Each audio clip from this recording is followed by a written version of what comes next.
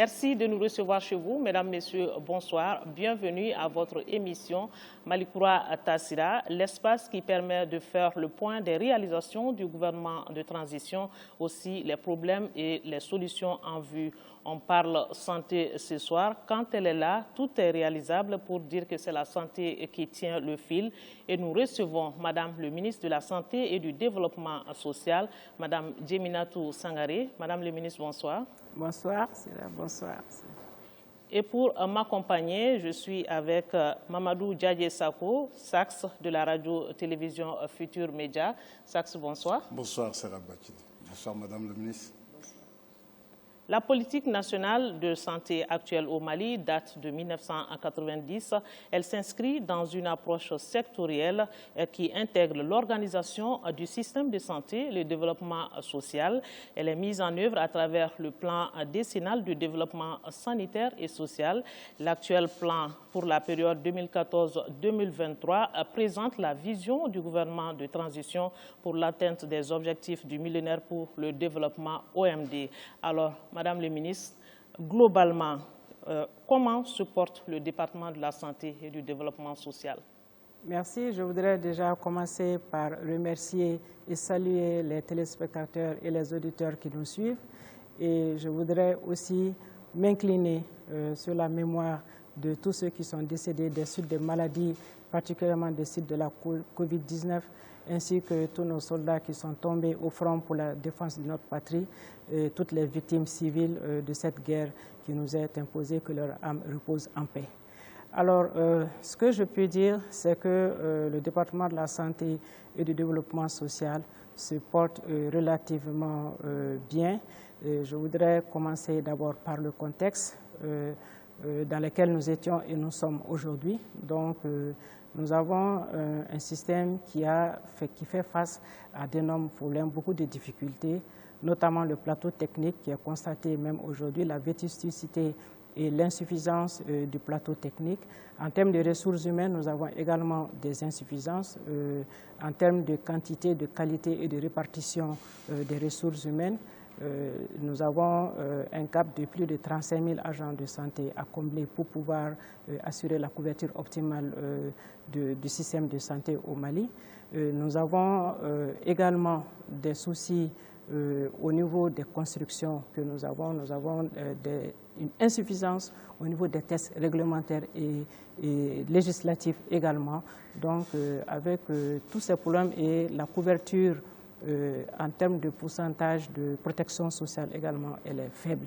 Donc c'est le contexte dans lequel nous avons pris, en tout cas les rênes de ce département, et nous avons eu à mener des actions. C'est pourquoi je dis qu'il se porte relativement mieux, parce que nous avons cherché à résoudre ces problèmes-là en tenant en compte la vision du président de la transition et du premier ministre chef du gouvernement de la transition, qui est d'offrir à tous les Maliens au Mali un service de soins de qualité accessible géographiquement à tous, et également à travailler sur un mécanisme de financement de la demande de soins, et également que l'État vienne en aide aux personnes qui sont dans le besoin.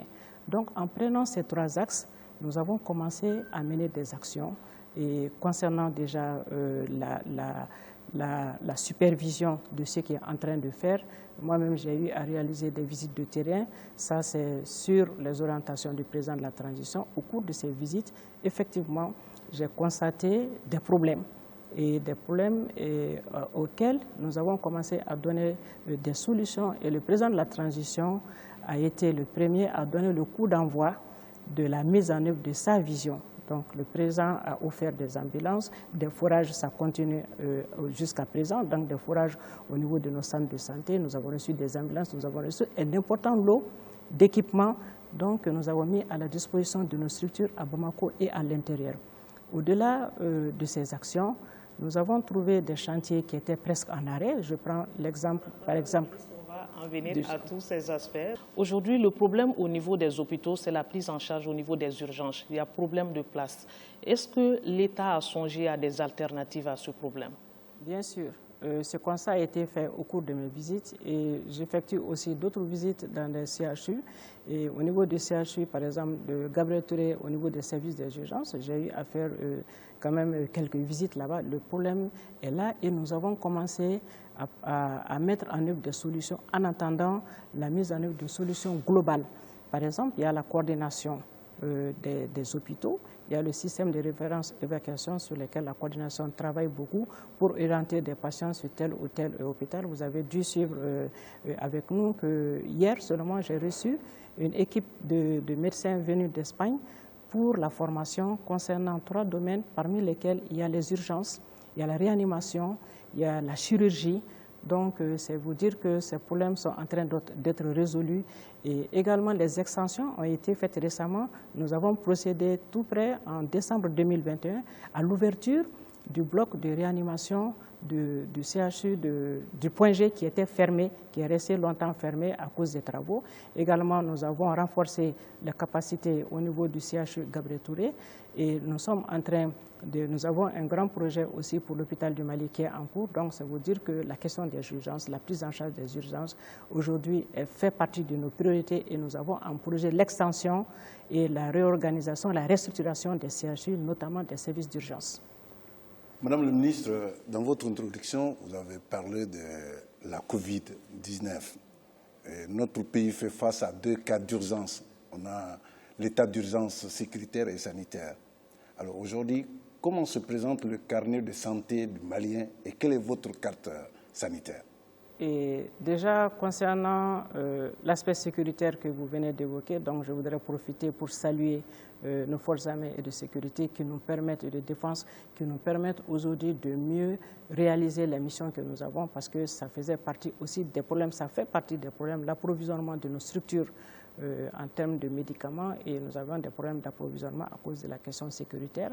Même le CCRF de Faraco, le projet a traîné à cause d'une question de sécurité. Donc je voudrais saluer la montée en puissance quand même de nos FAMA. Et concernant la Covid-19, je peux dire qu'aujourd'hui la situation est relativement stable. La situation est relativement stable et nous avons eu à mener des actions et notamment en intensifiant d'abord le test de dépistage. Il fut un moment où nous réalisons 1000 tests par jour. Plus de 500 tests, 1000 tests par jour, c'était pour détecter le maximum de cas, pour isoler ces personnes, les prendre en charge, pour rompre un peu la chaîne de contamination. Nous avons mené également beaucoup d'efforts sur la sensibilisation. Nous sommes aujourd'hui à plus de 1 300 000 personnes vaccinées, donc ce qui permet de mettre ces personnes à l'abri de la forme grave de la maladie. Également, nous avons procédé à la décentralisation des tests Covid qui étaient centralisés à un moment uniquement au niveau de l'IRNSP. Aujourd'hui, les CCRF le font. Et également, les cordons sanitaires aussi ont été renforcés. Donc, tout cela a permis au Mali quand même de prendre en charge, de maîtriser la situation liée à la Covid-19. Nous sommes aujourd'hui à un taux de guérison de plus de 97%. Et aujourd'hui, le nombre de cas, les chiffres, vous voyez, les chiffres aujourd'hui sont en baisse. Mais cela ne veut pas dire que nous devons baisser la garde. Il faut toujours continuer à rester vigilant, à respecter quand même le minimum de mesures barrières. Alors, Madame la ministre, vous aviez commencé déjà à parler des grands projets que le président de la transition compte faire dans le secteur de la santé. Alors, dites-nous maintenant comment vous allez concrétiser tout cela sur le terrain. Déjà, nous poursuivons la mise en œuvre de la réforme du système de santé en apportant des améliorations. Donc, je salue au passage mes prédécesseurs qui ont travaillé sur ce plan. Et donc, nous avons priorisé des actions qui visent d'abord à faciliter, à permettre l'accès à des soins de qualité à tous les Maliens sur le territoire, c'est-à-dire que partout où on se trouve au Mali, qu'on puisse se soigner. Déjà, en commençant par la base. Donc, nous avons passé beaucoup de tests. Ces tests-là, leur absence était un problème. Par exemple, nous avons passé en Conseil des ministres le décret sur les modalités de fonctionnement de création des centres de santé, les CESCOM, qui sont à la base. Et aujourd'hui, les centres de santé de référence sont en train d'être érigés en hôpital de district parce que la population va d'abord au niveau de ces structures avant d'être référencé vers les hôpitaux. Dernièrement, j'étais dans un centre de santé de référence de la commune 1 où nous avons vu qu'avec l'évolution de la population, la commune aujourd'hui est à plus de 523 000 personnes. Le CCRF est devenu petit. Donc, avec la maire, nous avons échangé avec le maire pour l'extension. Et là-bas, il y a une unité de pédiatrie nouvelle que nous avons achevée et que nous allons très bientôt inaugurer, Inch'Allah. Donc, ce sont des actions comme ça de renforcement du plateau technique, aussi d'extension de la capacité des structures que nous avons. Également, nous avons un plan aussi de prise en charge des urgences sanitaires, donc, qui font souvent l'objet d'évacuation sanitaire. Donc, tout cela est inscrit dans un plan global. Et le plus important était d'identifier les besoins, de pouvoir faire l'évaluation financière de ce qu'il nous faut pour l'atteinte de l'objectif du président de la transition. Ça, nous l'avons fait. Nous avons évalué tout ça à plus de 500 milliards de francs CFA, mais qui va s'étaler sur quelques années. Donc, nous avons une vision claire de là où on veut aller. Nous venons tout de suite d'adopter au niveau du CNT, je salue le CNT, la Commission Santé, pour cette loi très importante sur le sang humain. Donc, il n'y avait pas de loi au Mali qui réglementait la transfusion sanguine. Donc, c'est quelque chose qui est important dans le dispositif de santé. Quand vous partez à l'intérieur du pays, moi-même j'ai vu ça lors de mes visites, des femmes qui étaient en attente de poche de sang, mais il n'y avait pas de sang. Donc, cette loi est très importante. Nous avons adopté aussi un test très important, c'est la création de l'Agence nationale d'évaluation et d'accréditation des hôpitaux qui va accompagner les hôpitaux pour améliorer la qualité de ce que les hôpitaux font. Également, mettre les hôpitaux à un certain niveau technique. Nous allons mettre des normes, des indicateurs, et cette agence-là va accompagner tous nos établissements à se mettre dans ces normes-là. Ça règle aussi la question des urgences que vous avez posée. Également, nous avons passé un test aussi très important. Il s'agit du cadre organique de l'inspection de la santé qui est censé contrôler la bonne exécution de toute la législation en matière de santé.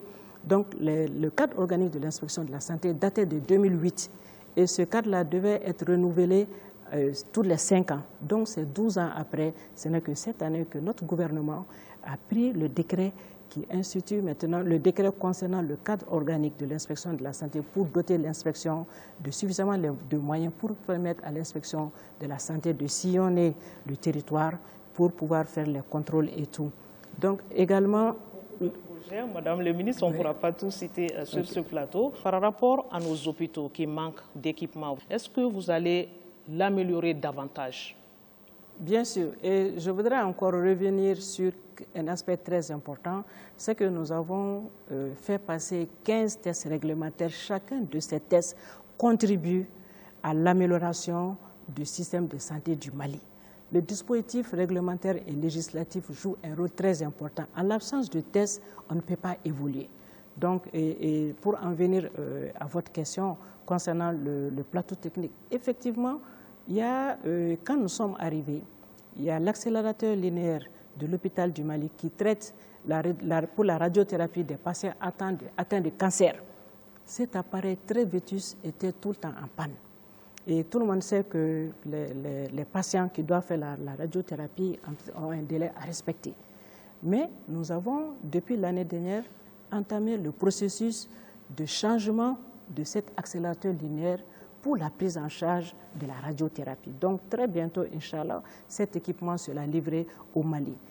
Seulement, le week-end passé, il y a l'hôpital somminaire de Mopti qui reçoit tous les blessés, beaucoup de blessés de guerre, et dont le scanner est tombé en panne à cause de la surutilisation et d'autres problèmes. Et le scanner aussi est vieux et des dispositions urgentes ont été prises pour remplacer. Et d'ici lundi, un nouveau scanner sera là et je salue mon collègue en charge de l'économie et des finances qui prête une oreille attentive à toutes nos demandes. Et au cours de mes visites, tout ce que j'ai vu comme problème, en tout cas en termes de plastotechnique, nous avons commencé à apporter des solutions au niveau de ces structures-là, mais il reste encore beaucoup à faire. Nous avons fait l'évaluation financière et Inch'Allah, tout sera mis en œuvre. Vous écoutant, vous nous avez tellement parlé du cadre réglementaire, législatif. Alors, vous avez même un ministre délégué auprès de votre département. Où en est avec vos services techniques, la CANAM, ainsi de suite, ainsi de suite? Merci beaucoup. Je voudrais saluer mon jeune frère, le ministre délégué, pour son dynamisme et son sens de la collaboration, parce que vraiment, il mouille le maillot côté humanitaire, côté développement social. Nous avons fait passer un test très important. D'ailleurs, quelques tests, à commencer par le décret qui institue le registre social unifié, dans lequel nous faisons l'identification, l'enregistrement de tous ceux qui ont besoin de l'aide sociale de l'État, qui ont droit à l'aide sociale de l'État dans une seule base de données. Donc ça évite que l'aide ne soit donnée à des personnes qui ne méritent pas, en tout cas que l'action sociale aille aux bonnes personnes. Donc ce décret a été pris récemment. Et concernant les institutions de sécurité sociale, les organismes de protection sociale, l'INPS, la CMSS, la CANAM, également le RAMED qui est le régime d'assistance médicale pour les indigents, il y a des actions fortes. Au niveau de la Caisse malienne de sécurité sociale qui s'occupe des fonctionnaires, des militaires, des parlementaires, il y a un décret très important qui est passé qui concerne le code des pensions. Donc, les pensions ont été améliorées beaucoup. Et à cause de ce code de pension, il fallait un décret d'application pour permettre l'application, parce qu'aujourd'hui, la retraite des fonctionnaires est calculée sur les 5 dernières années d'activité avec toutes les primes et tout. Donc, il fallait prendre un décret pour les modalités d'application. Également, il est prévu pour les fonctionnaires, les parlementaires, les militaires, le régime, la branche de prévention et de réparation des accidents de travail et des maladies professionnelles. Donc, la Caisse malienne de sécurité sociale va opérationnaliser cette année, Inch'Allah. Et également, au niveau de la Caisse malienne de sécurité sociale, toujours pour les parlementaires, les militaires, les fonctionnaires, il y a la retraite complémentaire par capitalisation qui va permettre d'améliorer significativement la pension de ces personnes-là. Et concernant l'INPS, c'est surtout l'évolution concerne surtout les Maliens qui sont à l'étranger. Donc l'INPS est en train de signer des conventions de sécurité sociale avec les pays d'accueil des Maliens, pour permettre leur sécurité sociale dans des conditions, dans de très bonnes conditions au sein de ces pays-là. Donc il y a eu des conventions qui ont été signées, il y a d'autres qui sont en cours de signature. Et au niveau de la CANAM, et ça c'est vraiment le gros chantier clou, c'est le régime de l'assurance maladie universelle qui va couvrir tous les Maliens. Ça, c'est le chantier. Nous sommes en cours déjà. Et également, pour le régime d'assistance médicale, nous avons un ambitieux objectif d'identifier, d'enrôler 3 millions d'indigents qui vont bénéficier des soins de santé gratuits sur toute l'étendue du territoire malien. Donc, en quelques mots. Sera effectif à partir de quel moment? Inch'Allah, 2022, c'est notre objectif. Nous sommes dans la dernière ligne droite. Par rapport à l'assurance maladie obligatoire, aujourd'hui, on a vu qu'il y a beaucoup de médicaments qui sont retirés. Il n'y a pas assez de médicaments pour quand on a l'AMO, on n'a pas accès à assez de médicaments. Qu'est-ce qui explique ce fait? Est-ce que cela va continuer ou bien cela va changer? Quels sont vos projets dans ce sens? Merci, une très bonne question. Je voudrais rappeler que l'assurance maladie est un système d'assurance qui obéit aussi à des règles. Et donc, nous avons des paramètres du régime et ce sont ces paramètres-là que nous mettons en œuvre chaque fois pour donner les prestations, pour les cotisations, ce qu'on appelle le panier de soins et tout ça, c'est en fonction de tous ces paramètres que tout cela est mis en œuvre. Ce n'est pas la première liste de l'assurance maladie, il y a eu plusieurs listes. Et donc, les listes des médicaments sont issues d'une série de rencontres entre les différents acteurs de l'assurance maladie. Et je voudrais vous rassurer que chaque fois qu'il y a besoin de réviser la liste des médicaments, en tout cas le panier de soins de l'assurance maladie sera fait. Et nous sommes parmi les tests, les derniers tests que nous sommes en train de passer en revue pour l'assurance maladie universelle. Il y a la question des médicaments, donc le panier de soins, les actes qui sont soumis quand même, qui entrent dans le dispositif. Il y a la question du financement, il y a la question des organismes aussi qui vont gérer et tout ça. Donc tout cela est pris en compte et c'est en perpétuelle amélioration, la liste n'est pas figée. Quand est-ce que tous les Maliens vont se soigner au Mali? Inch'Allah, très bientôt. L'important, c'est quoi? La première chose, c'est de savoir qu'est-ce qui ne va pas. Ça, on le sait. Qu'est-ce qu'il faut faire? On le sait. Donc, on a la route tracée. Il faut juste tracer la route. Et l'autre élément important, c'est la motivation du personnel de santé que je salue, qui se bat nuit et jour dans ces conditions-là. Et ce personnel est motivé, prêt à relever ce défi. Donc, avec tout ça, et nous avons l'accompagnement politique, la volonté politique, c'est le président de la transition lui-même qui est porteur de cette vision. Et le Premier ministre également est porteur de cette vision. Tous les collègues membres du gouvernement sont solidaires, je salue leur solidarité. Donc cet objectif-là, il sera atteint, Inch'Allah, et ce n'est pas au-dessus de nos moyens. Je suis confiante en cela et les actes sont en train d'être posés. Mais il y a une nouvelle quand même qui a défrayé la chronique ces derniers temps. Madame le ministre, c'était la situation à Gabriel Touré à la morgue. Est-ce que vous pouvez nous expliquer cette situation? Qu'est-ce qui s'est passé? L'État a-t-il pris des dispositions depuis pour que de telles scènes ne se reprennent plus? Oui, les dispositions sont prises. Moi, j'ai visité le CHU Gabriel Touré et j'en ai profité partout où je vais maintenant. Je regarde toutes les morgues, je visite les morgues et j'ai trouvé que les morgues fonctionnaient. Et ce que je peux vous dire, c'est que les dispositions sont prises déjà pour éviter de pareilles situations. Et également, il y a un aspect important auquel vous me faites penser. Tous les directeurs d'hôpitaux vont signer un contrat de performance entre eux et le ministre. Et à leur tour, ils vont décliner ce contrat de performance à l'intérieur des hôpitaux. Je pense que c'est quelque chose de très important, un élément déclencheur, en tout cas d'un changement profond au sein de nos hôpitaux. Donc le problème est derrière nous. Quand je suis partie, tout était réglé et je pense que nous n'allons plus entendre parler de ce genre de situation. Le secteur privé, Madame le ministre, avant qu'on en vienne aux perspectives pour boucler, aujourd'hui ça pose problème, ça va dans tous les sens. Comment comptez-vous réorganiser ce secteur au grand bonheur des populations? L'inspection de la santé avait un effectif depuis 2008 et le nombre de structures a évolué depuis. Donc ce petit effectif-là ne suffisait pas à faire le contrôle de tous les établissements qui sont là. Donc, on a pris tout de suite un test pour le cadre organique. Et l'inspection a révélé des choses. Il y a des structures qui sont là, qui n'ont pas de licence, qui n'ont même pas le droit d'exercer. Il y en a beaucoup. Il y a des structures qui ont la licence, mais qui font plus que ce qu'on leur autorise de faire. Il y a des structures aussi qui sont là, qui n'ont pas du tout de licence, qui n'ont rien, qui ont ouvert. Donc, qu'est-ce que nous avons fait? Nous avons la liste de ces structures que l'inspection a arrivée. On a écrit à ces structures pour leur demander de se mettre en règle. Et donc, il y a un délai. Ensuite, ces structures, si elles ne se mettent pas en règle, on va encore essayer de les rapprocher, de les accompagner. Mais si, malgré tout ça, il n'y a rien, c'est la fermeture des structures. Il y a des tests qui sont dans le pipeline. Il s'agit des conditions d'inscription aux ordres des professionnels de santé. Donc, on va toujours sortir ce test-là qui va réglementer une chose. Et l'agence d'accréditation aussi va travailler dans ce sens. Et aujourd'hui, ces structures-là ont été créées avant aujourd'hui. Mais aujourd'hui, le département travaille en étroite relation avec les ordres. Et aucune licence n'est délivrée à une structure si elle ne respecte pas les conditions. Il faudra que chaque personnel de santé qui travaille à l'intérieur de la structure ait le droit d'exercer. Parce que ça aussi, c'est un problème. N'importe qui n'a pas le droit d'exercer. Donc, il faudrait que chaque personnel ait ça. Et aussi le plateau technique. Donc, tous ces contrôles-là sont faits. C'est pourquoi maintenant, les licences ne sont pas produites à une certaine vitesse. On prend le temps de tout réglementer. Et ça aussi, c'est en cours. L'atelier que nous allons faire tenir bientôt va parler de tout cela, mais en attendant, voilà les actions que nous sommes en train de mener et l'inspection va continuer son travail d'inspection. D'accord, on va finir sur les perspectives. Sax. Voilà. Malikoura Tassera, je pense qu'on peut compter sur votre département, selon la vision du président de la transition.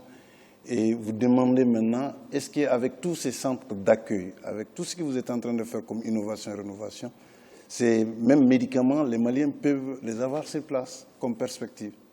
Merci d'avoir parlé des médicaments. Donc, nous avons la PPM, qui est aujourd'hui l'outil privilégié de l'État pour la dispensation des médicaments au niveau de nos structures. Donc, la PPM connaît des difficultés. Donc, nous avons trouvé ces difficultés en place et avec le ministre de l'Économie et des Finances, nous sommes en train de régler ces problèmes parce que la PPM a une dette de plus de 10 milliards. Et avec le ministre de l'Économie et des Finances, donc nous sommes en train d'apurer un peu ces dettes-là, en tout cas une partie, mais bien sûr après un audit pour voir si ce sont ces dettes réelles ou pas. Donc, au niveau de la PPM, nous avons récemment inauguré un dépôt pharmaceutique, c'était à Kouloukourou. Et la PPM a d'autres dépôts, donc nous sommes en train d'appuyer la PPM pour assurer l'approvisionnement. Mais les officines de pharmacie aussi contribuent beaucoup à cela, et je salue ici tous les ordres professionnels. Comme nous parlons de médicaments, il s'agit des pharmaciens que je salue, et je les salue tous. Donc là aussi, nous sommes en train de travailler. Il y a des difficultés dans le secteur, et avec les pharmaciens aussi, nous allons tenir une rencontre qui va baliser tous les problèmes qu'on a. Il y a la vente illicite de médicaments, par exemple, aujourd'hui qui est là. Donc des tests aussi seront pris dans ce sens-là pour réguler ce secteur, pour mieux cadrer ce secteur. Il y a même l'exercice illégal aussi de cette profession. Vous avez parlé des cliniques, il y a le même problème au niveau des pharmacies aussi. Donc ce sont des problèmes que nous allons gérer par les tests. Et maintenant, veiller à l'application effective des tests. Il y a des tests qui sont pris, il y a des tests qui ne sont pas respectés. J'ai parlé du problème de l'inspection qui effectue tous ces contrôles pour nous. Donc le renforcement des capacités est en train de se faire à ce niveau-là. Donc je pense qu'avec tout ça, bon, nous allons régler petit à petit jusqu'à amener tout le monde à respecter, à bien appliquer les tests que nous allons prendre. Madame la ministre, pour boucler, 3 grands projets que l'on peut retenir pour les jours à venir? Pour les jours à venir, il y a tellement de projets.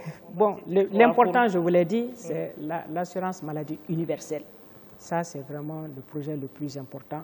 C'est ce qui permet à tous les Maliens d'avoir accès à des soins de santé. Et également, le renforcement des capacités des ressources humaines. Donc là aussi, nous allons entamer une vaste opération de formation, bien sûr, en relation avec le ministère de l'Enseignement supérieur, avec nos partenaires que je salue vraiment tous les partenaires qui nous appuient dans ces projets-là, et les plateaux techniques que nous sommes en train de renforcer. Je vous ai parlé de certains dossiers que nous avons pour cette année, le CHU de Kati, le CHU Gabriel Touré, nous avons l'accélérateur nucléaire qui est très important, les chantiers qui sont en cours, et aussi changer toute la literie de tous les hôpitaux, les établissements de santé. Tous les lits vont être changés. Il n'y en a pas un seul qui n'aura pas son lit, à l'instar de ce qui a été fait au CHU Gabriel Touré. Donc cela va se faire partout. Et nous allons également mener des actions au niveau, par exemple, de l'hôpital du Mali, qui a aussi d'énormes difficultés. Donc là, nous avons la construction d'un bloc de 100 lits supplémentaires pour l'hôpital du Mali. Donc les travaux sont en cours et là. Et finaliser les travaux d'érection des CCRF, de 2 CCRF déjà en hôpital de district. Donc nous avons ces grands chantiers. Et le RSU, le registre social unifié qu'il faut mettre en œuvre, et le système d'information, la digitalisation.